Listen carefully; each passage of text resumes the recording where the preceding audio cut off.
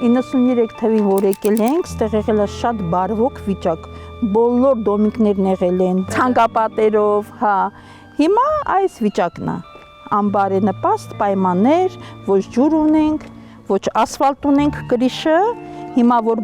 ինչ-որ մեկը բարձրանա ուզենա նայի, կրիշը արդեն այդ բալկեքը նստել է կրիշի մեջ, ընդհանուր խնդիրը, որ ամբողջ առաստաղը արդեն փթել է։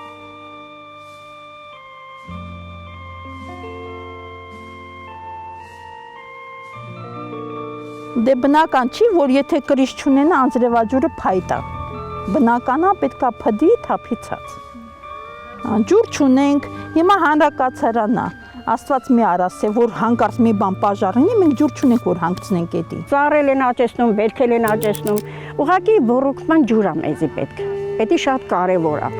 Ճիշտ է, այստեղ ունենք ջրհորներ, բայց այդ ջուրը շատ անորակ է, որը փչացնում է բույսին։ Ծառը դնում ենք, գալիս է համարյա հասնում է բերքի չորանում է, չի պահում։ Կոյուղի չունենք, ոչ մի մարդկային ապրելակերպի համար, ոչ մի բարենպաստ պայման չունենք։ Սանիտարը հիգիենական պայմաններից են խոսում, բայց ոչ մի երեխաս այդ հիգիենայով չի ապրում, այդ սանիտարական, ոչ մի։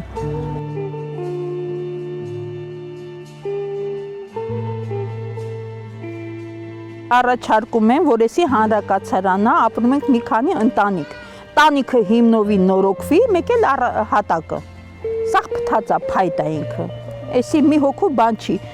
10-15 ընտանիք ապրում ենք, ամեն մի երկու հանրակացարան է։ Էս որ ասում եմ, մենակ մի հոգուն չի վերաբերում, երկու հանրակացարանի խնդիրը նույնն է։ Տանիքն ու հատակը։ Նորոգվի, մի քիչ բարելավի մեր վիճակը։